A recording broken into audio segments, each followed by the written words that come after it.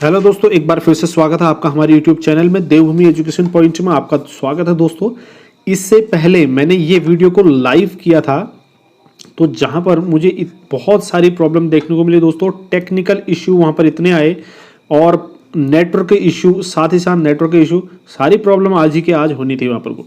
तो इसीलिए ये क्लास वहाँ पर नहीं हो पाई। मेरा बहुत मन था कि मैं लाइव क्लास करूँ और बहुत अच्छे से प्रत्येक क्वेश्चन पर डिस्कस करूँ आप तक। बहुत मतलब एक हम जैसे कि हमें ऐसा महसूस हो कि हम बिल्कुल क्लास में बैठे हुए हैं और इस तरीके का माहौल मैं बनाना चाहता था, लेकिन हो नहीं पाया वहाँ पर कोई टेक्निकल प्रॉब्लम की वजह से।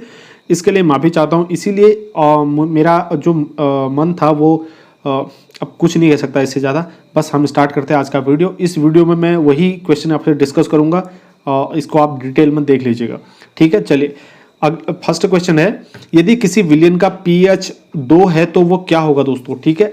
मैंने इसके बारे में आपको बहुत बार समझा चुका हूँ इस वीडियो में, इससे पहले की वीडियोज़ में। pH मान के बारे में 7 जो होता है pH दोस्तों, यहाँ पर कोई ये न्यूट्रल स्टेट होती है, ठीक है, न्यूट्रल होता है। इससे अगर कम की तरफ को आता है, अगर pH मान कम होता है तो ये स्ट्रॉन्ग एसिड होते जाएंगे, ठीक है। तो स्ट्रॉन्ग एसिड जो है ज़्यादा एसिडिक हो जाएगा। अगर pH अगर बढ़ता है, ठीक है, तो pH अगर बढ़ जाता है, मान की वैल्यू अगर बढ़ती जाती है तो इसको हम कहेंगे ये क्षारीय हो जाएंगे, एल्कलाइन हो जाएंगे, ठीक है। तो इसने पूछा कि अगर किसी विलयन का pH 2 है तो वो क्या होगा, तो दोस्तों वो एसिडिक हो जाएगा, यानी कि हम कह सकते हैं स्ट्रॉन्ग एसिडिक हो जाएगा, ठीक है, स्ट्रॉन्ग एसिडिक हो जाएगा वो। चलिए, उसके बाद अगला क्वेश्चन है, भारत में कहाँ एक सींग वाला गैंडा मिलता है। तो एक सींग वाला गैंडा आपने देखा ही होगा, ये आप देख सकते हैं, ये है एक सींग वाला गैंडा। तो एक सींग वाला गैंडा भारत में कहाँ पर मिलता है, ये असम में मिलता है। जिस समय मैं लाइव क्लास कर रहा था दोस्तों, वहाँ उस समय आपके क्वेश्चन जो है फटाफट आंसर भी आ रहे थे। काफ़ी अच्छा लग रहा था कि किस तरीके से आप लोग आंसर कर रहे थे, मुझे बहुत मज़ा आ रहा था। लेकिन क्या करें, उस समय हमारे पास एक प्रॉब्लम जो आई वो टेक्निकल और नेटवर्क इश्यू की वजह से वहाँ पर को प्रॉब्लम आई। तो एक सींग वाला गैंडा ये कहाँ पर मिलता है, असम में मिलता है। अब असम में से रिलेटेड अगर आपको कोई भी जानकारी है तो आप कमेंट में जरूर करें, लिखने से आपका नॉलेज बढ़ता है, आपको वो चीज़ परमानेंट याद रहती है। दूसरा अगला क्वेश्चन है, DDT क्या है, ठीक है, व्हाट इज DDT। यहाँ पर मैंने इंग्लिश और हिंदी दोनों में आपको दिया है, लेकिन को यहाँ पर एक चीज़ आपको नहीं देखने को मिलेगा, वो है क्या, वो आपको इसके आंसर या ऑप्शन देखने को नहीं मिलेंगे। इससे आपको कुछ नुकसान भी हो सकते हैं, लेकिन अधिकतर इसके फायदे होंगे, क्योंकि जब जैसे आपने DDT देखा, अगर ऑप्शन होते हैं तो हम क्या करते हैं, ऑप्शन पे नज़र मारते हैं और उसमें जो एक पर्टिकुलर पॉइंट सही होता है हम उस पर डिस्कस करते हैं। लेकिन अगर यहाँ पर को हमने ऑप्शन नहीं दिए हैं तो इससे क्या होता है, DDT कहते ही हमारा दिमाग में जो है, मतलब चारों तरफ हमारा दिमाग जाना शुरू हो जाता है। DDT से रिलेटेड जितनी भी चीज़ें होती है वो हमारा माइंड जो है रिकॉल करने की कोशिश करता है, और इतने क्षेत्रों में हर जगह पर वो चीज़ जो है हम उसको देख सकते हैं। तो यहाँ पर DDT जैसे ही आया, हमने हमारे दिमाग में क्लिक किया कि DDT क्या होता है, इसका मतलब जितनी चीज़ें हम जानते हैं और जितनी नहीं जानते उसको जानने की हमको हमारे अंदर एक क्यूरियोसिटी होती है। दोस्तों, ये जो था ना DDT, ये पहला आधुनिक कीटनाशक था जो मलेरिया के विरुद्ध प्रयोग किया गया था। लेकिन बाद में लगभग हम कह सकते हैं 1950 के बाद इसे जो है कृषि कीटनाशी के रूप में प्रयोग किया जाने लगा। ये एक प्रकार का कृमिनाशक है जिसका प्रयोग खेतों में फसलों पर किया जाता है, और इसके भारी प्रयोग से अनेक क्षेत्रों में मसल इसके प्रति अब प्रतिरोधी भी हो गए हैं। इसका मुख्य उपयोग मच्छरों, खटमलों और इसी तरीके के अन्य जीवों को नियंत्रित करने में किया जाता है, ठीक है। तो हमने समझा DDT क्या हुआ, एक कीटनाशी हो गया, ठीक है, क्या है, कीटनाशी है। चलिए, उसके बाद अगला क्वेश्चन है, किस प्रदूषण के कारण फ्लोरोसिस की बीमारी होती है। पिछले वीडियोज अगर आपने देखे हैं तो इस क्वेश्चन को आप गलत कर ही नहीं सकते, ये बिल्कुल सही करोगे आप इसको। तो किस प्रदूषण के कारण फ्लोरोसिस की बीमारी होती है, ये है वाटर पोल्यूशन के कारण, ठीक है, वाटर पोल्यूशन के कारण, यानी कि जल प्रदूषण के कारण होती है।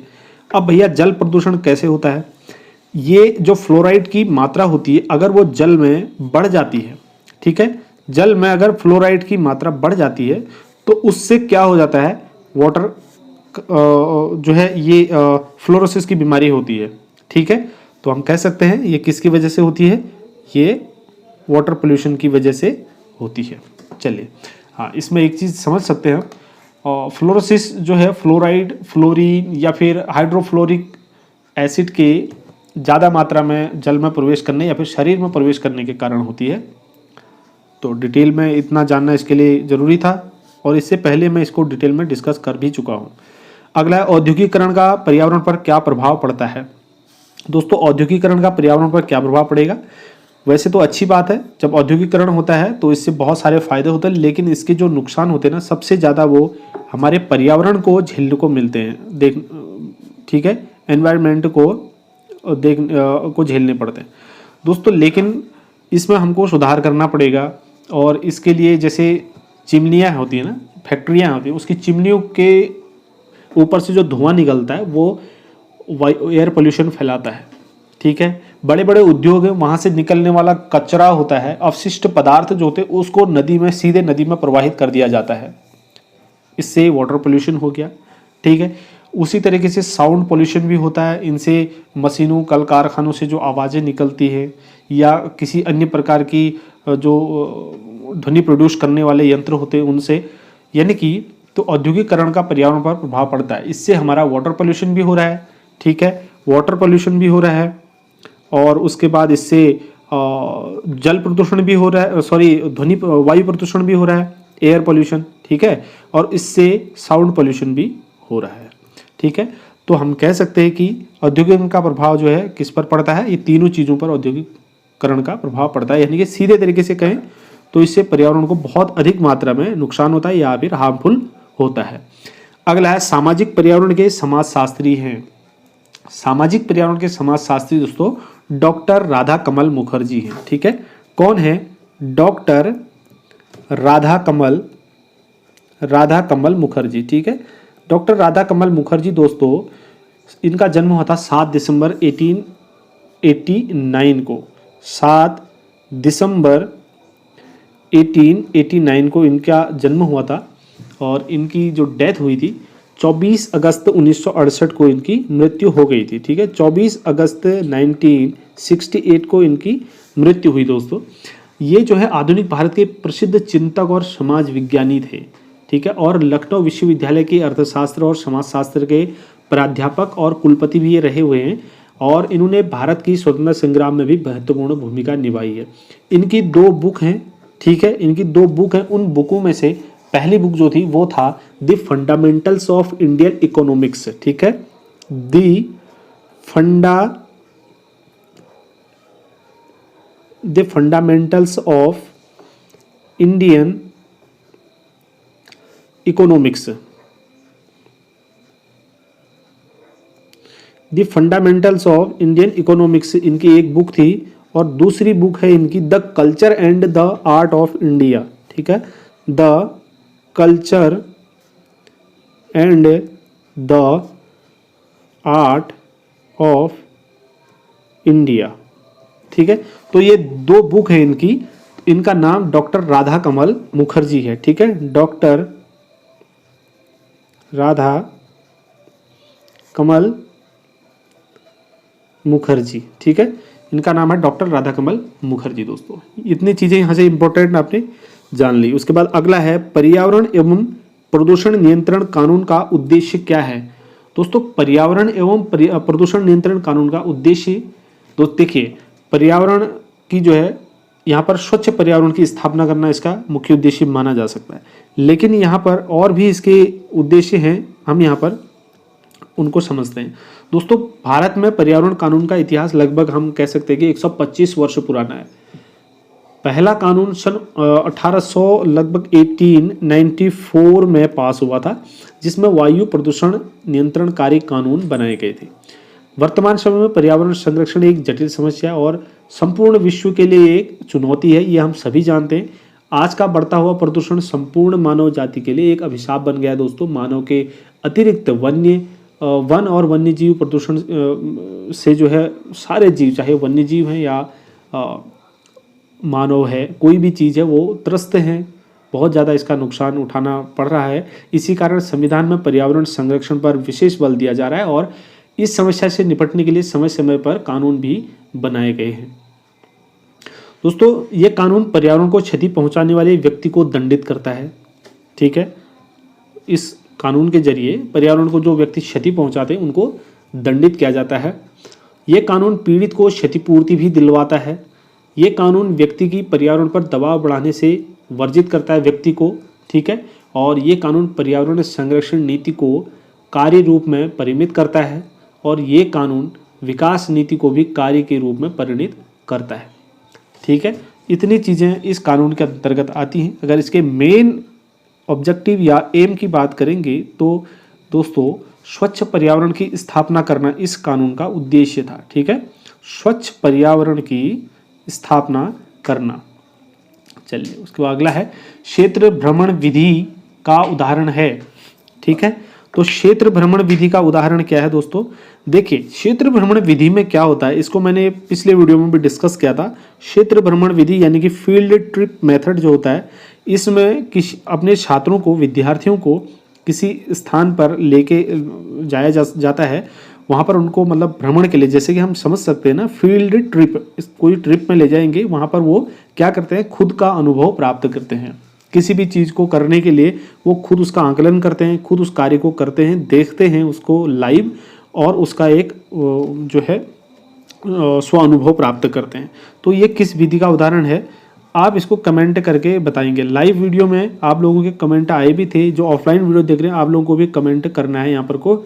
और इसका अगर आंसर आपको नहीं पता तो फिर भी आप कमेंट करेंगे, मैं उसका आंसर बताऊंगा। आप इसको लेकिन लिखना कि फील्ड ट्रिप मेथड जो है किस चीज़ का एग्जाम्पल, आप मेरे से इस तरीके से पूछना, तब मैं इसका आंसर करूंगा। क्योंकि आप सीधे क्वेश्चन नंबर 8 का आंसर ऐसे कमेंट करते तो वहाँ पर ध्यान नहीं रहता कि क्वेश्चन नंबर 8 था क्या।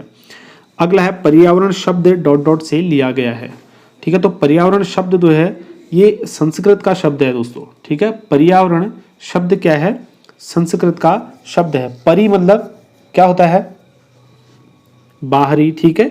परि मतलब बाहरी होता है और आवरण मतलब एक तरह का आप कह सकते हैं, आवरण तो ठीक ही है, हिंदी का ही शब्द है, खोल जिसको कह सकते हैं, ठीक है। चारों तरफ, परि मतलब चारों तरफ, आवरण मतलब एक कवर जिसको कह सकते हैं। चलिए, तो पर्यावरण जो है ये किसका, कहाँ से लिया गया है, ये संस्कृत से लिया गया है, ठीक है। संस्कृत का शब्द है ये। अगला है पृथ्वी का वह हिस्सा जहाँ जीवन यापन ... के रूप में जाना जाता है, ठीक है। जहाँ पर जीवन यापन होता है वो किसके रूप में जाना जाता है, तो हम उसको जीवमंडल कहते हैं दोस्तों, ठीक है। क्या कहते हैं, जीवमंडल कहते हैं। जीवमंडल यानी कि इसको इंग्लिश में अगर कहें तो ये बायोस्फीयर होता है, ठीक है। तो बायोस्फीयर होता है, हम जिस हिस्से में, पृथ्वी के जिस हिस्से में हम रहते हैं उसको हम क्या कहते हैं, बायोस्फीयर यानी कि जीवमंडल कहते हैं, ठीक है। चलिए उसके बाद है भारत का सबसे पुराना NGO आधारित संरक्षण अनुसंधान कौन सा है। तो भारत का सबसे पुराना NGO आधारित संरक्षण संस्थान है बॉम्बे नेचुरल हिस्ट्री सोसाइटी, जिसको हम शॉर्ट में क्या बोलते हैं, BNHS, ठीक है। क्या बोलते हैं, BNHS, ठीक है। यानी कि इसका पूरा नाम अगर हम कहेंगे तो Bombay natural history society, Bombay natural history society, ठीक है। ये कहाँ पर है, मुंबई में है दोस्तों, ठीक है। और इसकी स्थापना हुई थी 1883 में। स्थापना कब हुई इसकी, 1883 में इसकी स्थापना हुई। एक जब इसकी शुरुआत हुई थी इस समय एक छोटी सी सोसाइटी के रूप में इसकी स्थापना हुई थी। इसमें उस समय जो है केवल 6 मेंबर थे, ठीक है। कितने मेंबर थे, केवल 6 मेंबर थे दोस्तों। चलिए कुछ इंपॉर्टेंट चीज़ें यहाँ से निकल गई। उसके बाद आगे है सलीम अली ... के क्षेत्र से संबंधित है। तो दोस्तों सलीम अली पर्यावरण से संबंधित क्षेत्र से संबंधित है। तो ये किससे संबंधित है, पर्यावरण से संबंधित है। और इनको पक्षी प्रेमी भी हैं दोस्तों ये, ठीक है। पक्षी प्रेमी हैं ये, और इनको बर्डमैन के नाम से भी जाना जाता है, बर्डमैन, ठीक है। तो बर्डमैन के नाम से भी इनको जाना जाता है। सलीम अली को पर्यावरण के क्षेत्र से हैं और पक्षी प्रेमी हैं। यहाँ पर से कई चीज़ें आपको निकल के आ गए। उसके बाद भारतीय वनस्पति सर्वेक्षण का मुख्यालय कहाँ पर स्थित है, BSI, ठीक है। Botanical survey of India, BSI कहाँ पर लोकेटेड है। तो इसका सही जवाब देखिए, आपको ये चीज़ जब मैं उसमें पढ़ा रहा था लाइव में तो फटाफट बच्चों ने आंसर किया था। इसका मतलब कई बच्चे जो है जानते हैं और बहुत अच्छी बात है, काफ़ी अच्छा लगता है जब आप आंसर ऐसे फटाफट करते हैं। तो भारतीय वनस्पति सर्वेक्षण संस्थान का मुख्यालय है कोलकाता में, ठीक है। कहाँ पर है? कोलकाता में स्थित है दोस्तों। दोस्तों भारत सरकार के वन और पर्यावरण मंत्रालय के अधीन एक वनस्पति वैज्ञानिक संस्थान ये है भारतीय वनस्पति सर्वेक्षण संस्थान। इसकी स्थापना 1890 में हुई थी। कब हुई थी? 1890 में, 1890 में इसकी स्थापना हुई थी दोस्तों। अंग्रेजी राज के समय में हुई थी इसकी स्थापना 1890 में। आपको पता ही है 1890 तक तो अंग्रेजी शासन ही होगा, और जिसका उद्देश्य था ब्रिटिश साम्राज्य के पादप संसाधनों का सर्वेक्षण करना, ठीक है, सर्वेक्षण करना। ब्रिटिश साम्राज्य जो था, ब्रिटिश साम्राज्य के पादप संसाधनों का सर्वेक्षण करना, ठीक है, पादप संस्थानों का सर्वेक्षण करना इसका उद्देश्य था। उसके बाद अगला क्वेश्चन देखते हैं, मॉन्ट्रिक्स रिकॉर्ड किसका रजिस्टर है? तो मॉन्ट्रिक्स रिकॉर्ड जो है मानव जनित जो गतिविधियां हैं उनके तहत जितने भी जलीय स्थान जो खतरे में है उसके लिए एक रजिस्टर है, ठीक है। जितने भी मानव जनित गतिविधियों से प्रदूषण उत्पन्न हो रहे हैं उससे खतरे में जो जलीय स्थान है उनको मॉन्ट्रिक्स रिकॉर्ड के अंतर्गत रखा जाता है, ठीक है। तो हम क्या, हमारा आंसर क्या हुआ? मानव जनित गतिविधियों के तहत जितने भी जलीय स्थान खतरे में हैं उनका रिकॉर्ड किसके अंतर्गत रखा जाता है? मॉन्ट्रिक्स रिकॉर्ड के अंतर्गत रखा जाता है, ठीक है। चलिए आगे है, कौन सी बीमारी से कोयले की खान में काम करने वाले मजदूरों की उम्र कम हो जाती है और उस बीमारी को ब्लैक लंग्स बीमारी कहा जाता है? दोस्तों ये होती है क्लोम गुलाणु रुग्णता, ठीक है, क्लोम गुलाणु रुग्णता। ये बायोलॉजी के शब्द हैं, ठीक है, बहुत टफ होते हैं, इसको तोड़ के आप पढ़ेंगे। क्लोम गुलाणु, ठीक है, ये अणु है, गुलाणु रुग्णता, ठीक है। तो क्लोम गुलाणु रुग्णता एक ऐसी बीमारी है जो कोयले की खानों में काम करने वाले मजदूरों को होती है। ये एक लाइलाज बीमारी है दोस्तों, ठीक है, यानी कि इसका कोई भी स्थायी इलाज अभी तक नहीं मिल पाया है। अगला क्वेश्चन है, क्वेश्चन नंबर 16 देखिए आप, वन्यजीव संरक्षण के क्षेत्र में अदम्य साहस दिखाने वाले को कौन सा पुरस्कार दिया जाता है? ठीक है, वन्यजीव संरक्षण के क्षेत्र में अदम्य साहस दिखाने वाले को कौन सा पुरस्कार दिया जाता है? तो ये होता है अमृता देवी बिश्नोई पुरस्कार, ठीक है। कौन सा?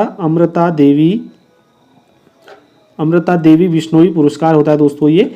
इसमें 1 लाख रुपए की राशि भी प्रदान की जाती है। ये मिलता है वन्यजीव संरक्षण के क्षेत्र में अदम्य साहस दिखाने वाले लोगों को। उसके बाद अगला क्वेश्चन है, क्वेश्चन नंबर 17 देखिए आप, दाचीगाम राष्ट्रीय उद्यान कहाँ पर है? ठीक है, दाचीगाम राष्ट्रीय उद्यान दोस्तों ये जम्मू कश्मीर में, कहाँ पर है? जम्मू कश्मीर में है। श्रीनगर से लगभग 22 किलोमीटर की दूरी पर जो है ये राष्ट्रीय उद्यान है, दाचीगाम राष्ट्रीय उद्यान। अच्छा, यहाँ पर से एक क्वेश्चन और निकल के आता है कि इसका, यहाँ पर जो दाचीगाम राष्ट्रीय उद्यान है इसका मुख्य जानवर कौन सा है? तो इसका मुख्य जानवर कौन सा है? बारहसिंगा। कौन सा है? बारहसिंगा इसका मुख्य जानवर है। दाचीगाम जम्मू कश्मीर में है और मुख्य जानवर इसका कौन सा है? बारहसिंगा। चलिए अगला क्वेश्चन है, सप्ताह मंडल की ओजोन गैस की परत की मोटाई किससे मापी जाती है? दोस्तों यहाँ पर 2 चीज़ें सामने आई। मैंने जो पृथ्वी के मंडल थे वो आपको डिटेल में पढ़ाए हैं, आप पिछले वीडियोस में देख सकते हैं। तो समताप मंडल में जो ओजोन गैस की परत की मोटाई होती है वो होती है डॉप्सन में, ठीक है, डॉप्सन इकाई में उसको मापा जाता है। ये तो आपको पता ही होगा, लेकिन कुछ और इंपॉर्टेंट फैक्ट यहाँ से निकल के आते हैं, उनको समझते हैं। ओजोन परत की खोज की थी 1913 में, ठीक है, 1913 में फ्रेंच वैज्ञानिक थे। 1913 में कोई फ्रेंच साइंटिस्ट थे जिनका नाम था चार्ल्स फवरे, ठीक है, चार्ल्स फवरे और हेनरी बिस्सोन, ठीक है। चार्ल्स फवरे और हेनरी बिस्सोन नाम के साइंटिस्ट थे। इन्होंने जो है ओजोन परत की खोज की थी 1913 में। इसके जो ओजोन परत है दोस्तों, इसकी क्या इंपॉर्टेंस है, इसके बारे में डिटेल में अध्ययन किया था GMB डॉप्सन ने। किसने? GMB डॉप्सन ने इसका डिटेल में खोज किया था। उन्होंने इसकी मोटाई नापने के लिए एक मीटर जो दिया था, उसका एक अलग मीटर का विकास किया था, उसका नाम था स्पेक्ट्रोफोटोमीटर, ठीक है। क्या नाम था? स्पेक्ट्रोफोटोमीटर। तो स्पेक्ट्रोफोटोमीटर था दोस्तों, उन्हीं के नाम पर ओजोन परत की मोटाई का नाम जो है क्या रख दिया गया, डॉप्सन रख दिया गया। ठीक है, क्या रख दिया गया, डॉप्सन रख दिया गया। चलिए आगे है, विश्व में सबसे ज़्यादा पाई जाने वाली ग्रीन हाउस गैस कौन सी है। ठीक है, तो ग्रीन हाउस जो बढ़ाती है सबसे ज़्यादा दोस्तों वो जलवाष्प बढ़ाती है। बाकी बहुत सारी और भी गैसें हैं, जैसे कार्बन डाइऑक्साइड गैस है। ठीक है, ग्रीन हाउस का मतलब ही वही होता है। इसमें क्या होता है कि एक लेयर बन जाती है पृथ्वी के वायुमंडल से बाहर, जो सूर्य की किरणें पृथ्वी पर आती है वो वापस नहीं जा पाती। देखिए जितनी भी सूर्य से किरणें आती है ना, सूर्य से जो धूप आती है उसकी किरणें पृथ्वी पर टकराने के बाद परावर्तित होकर वापस चली जाती है वायुमंडल में, लेकिन बाहर एक छाता जैसा एक, या फिर कह सकते हैं हम, एक लेयर बन जाती है। तो इससे क्या होता है, ये वापस नहीं जाने देते, जो गर्म हो जाते हैं। जैसे बादल जिस समय लगे होते हैं, आपने देखा होगा जिस दिन आसमान में बादल होते हैं उस दिन क्या होता है, बहुत ज़्यादा गर्मी होती है, उमस महसूस होती है। ठीक है, तो ग्रीन हाउस गैसों में यहाँ पर आप कह सकते हैं कि जलवाष्प सबसे ज़्यादा पाई जाने वाली ग्रीन हाउस गैस है। तो अगर हम बात करें, अगर जिस समय साफ आसमान होता है उस समय ये 36 से 56% तक प्रभाव दिखाती है अपना। ठीक है, जिस समय आसमान में बादल होते हैं, ठीक है, तो बादल के समय उस समय जो है ये 66 से 86% तक, ठीक है, 66 से 86% तक का प्रभाव दिखाती है दोस्तों। ठीक है, ये कुछ इंपॉर्टेंट चीज़ें थी यहाँ से। उसके बाद अगला है, रेड डाटा बुक किन खतरों में स्थित प्राणियों की लिस्ट है। तो रेड डाटा बुक, देखिए जो रेड डाटा बुक है ये आपने पहले भी पढ़ा होगा। रेड डाटा बुक में उन प्राणियों की लिस्ट तैयार की जाती है, उनको सूचीबद्ध किया जाता है जो खतरे में होते हैं। ठीक है, जो स्पीसीज, जो प्रजातियां खतरे में होती है उनको सूचीबद्ध किया जाता है दोस्तों। देखिए जैसे उसमें आपका एनिमल भी हो सकते हैं, ठीक है, उसके अंतर्गत एनिमल भी हो सकते हैं, उसके अंतर्गत प्लांट भी हो सकते हैं दोस्तों। ठीक है, उसके अंदर अगर कोई फंजाई है, ठीक है, तो वो भी हो सकते हैं। यानी कि हम कह सकते हैं रेड डाटा बुक ऐसी एक बुक है जिसके अंतर्गत कोई भी प्राणी है, कोई भी जीव है, अगर वो खतरे में है उसकी स्पीसीज, तो उसकी स्पीसीज को रेड डाटा बुक के अंतर्गत रखा जाता है। चलिए अगला है, शेर की पूंछ वाला मकाक किस वन्यजीव रिजर्व में पाया जाता है। ठीक है, तो शेर की पूंछ वाला मकाक जो है नीलगिरी वन्यजीव में पाया जाता है दोस्तों। शेर की पूंछ वाला मकाक पश्चिम घाटों में पाया जाता है। ठीक है, ये कहाँ पाया जाता है, पश्चिम घाटों में पाया जाता है, और नीलगिरी की पहाड़ियों में पाया जाता है। ये एक दुर्लभ प्रजाति है। क्या है, दुर्लभ प्रजाति। ये कहाँ पाया जाता है, नीलगिरी। चलिए उसके बाद अगला है, सल्फर डाइऑक्साइड के प्रदूषण का जैविक सूचक है। दोस्तों सल्फर डाइऑक्साइड अगर आ गया तो इसका मतलब है कि ये वायु प्रदूषण से संबंधित है। ठीक है, अब वायु प्रदूषण के सूचक, जैविक सूचक हम किसको कहते हैं, लाइकेंस को मानते हैं। ठीक है, तो लाइकेंस क्या होते हैं, वायु प्रदूषण के सूचक होते हैं। यानी कि ये क्या है, एयर पोल्यूशन है, एयर पोल्यूशन है। तो एयर पोल्यूशन के सूचक क्या होते हैं दोस्तों, ये होते हैं लाइकेंस। जब एयर पोल्यूशन बढ़ता है, यानी कि वायु में जब SO2 की मात्रा बढ़ती है, तो ऐसी स्थिति में ये लाइकेन क्या करते हैं, अपना कलर को चेंज करते हैं। ठीक है, जिससे हमको पता चल जाता है कि एयर पोल्यूशन हो रहा है, इस क्षेत्र में SO2 की मात्रा बढ़ रही है। चलिए, तो यहाँ पर इसका सही आंसर कौन हो जाएगा, लाइकेंस हो जाएगा। अगला क्वेश्चन, निम्नलिखित में कौन सा मूंगा चट्टान का क्षेत्र है। दोस्तों मूंगा चट्टान मतलब कोरल लीफ। आपने सुना होगा मूंगा चट्टान के बारे में, कोरल लीफ, जिसको हम प्रवाल भी कहते हैं। ठीक है, आपने सुना होगा प्रवाल के बारे में। तो ये कौन जो है, किस क्षेत्र में है मूंगा की चट्टानें भारत में। अब निम्नलिखित यहाँ पर लिखा है, लेकिन यहाँ पर ऑप्शन दिए नहीं है मैंने, तो आपको बताने हैं। दोस्तों भारत में मूंगा की चट्टानें जो है वो 4 स्थानों पर पाई जाती है लगभग। ठीक है, 4 जगहों पर है। नंबर 1 है मन्नार की खाड़ी। ठीक है, दूसरा है यहाँ पर लक्षद्वीप। ठीक है, लक्षद्वीप, और तीसरी है यहाँ पर अंडमान एंड निकोबार। ठीक है, और चौथा है कच्छ की खाड़ी। ठीक है, कच्छ की खाड़ी है। तो यहाँ पर को 4 चीजें हमने देख ली। तो मूंगा की चट्टान किस क्षेत्र में है भारत में, ये मन्नार की खाड़ी, लक्षद्वीप, अंडमान निकोबार द्वीप समूह और कच्छ की खाड़ी में। चलिए उसके बाद अगला क्वेश्चन है, विश्व का सर्वाधिक प्रति व्यक्ति कार्बन डाई उत्सर्जक कौन सा देश है। तो दोस्तों विश्व का सर्वाधिक प्रति व्यक्ति कार्बन डाइऑक्साइड उत्सर्जक देश है। यहाँ पर ये चीज़ ध्यान देना है, प्रति व्यक्ति की बात की जा रही है, तो प्रति व्यक्ति में अगर तो आता है कतर, ठीक है। तो कतर जो है विश्व का सर्वाधिक प्रति व्यक्ति कार्बन डाइऑक्साइड उत्सर्जक देश है दोस्तों, कतर, ठीक है। लेकिन यहाँ पर हम कुल मिलाकर की अगर बात करेंगे तो कुल मिलाकर चीन जो है सर्वाधिक कार्बन डाइऑक्साइड उत्सर्जक देश है, ठीक है। कुल मिलाकर अगर यहाँ पर प्रति व्यक्ति पूछेगा, डेंसिटी पूछेगा तो वो कतर आ जाएगा डेंसिटी में, अगर टोटल अमाउंट में पूछेगा तो वो चाइना हो जाएगा, ठीक है। चलिए उसके बाद अगला क्वेश्चन है, इकोलॉजी शब्द किसने प्रतिपादित किया।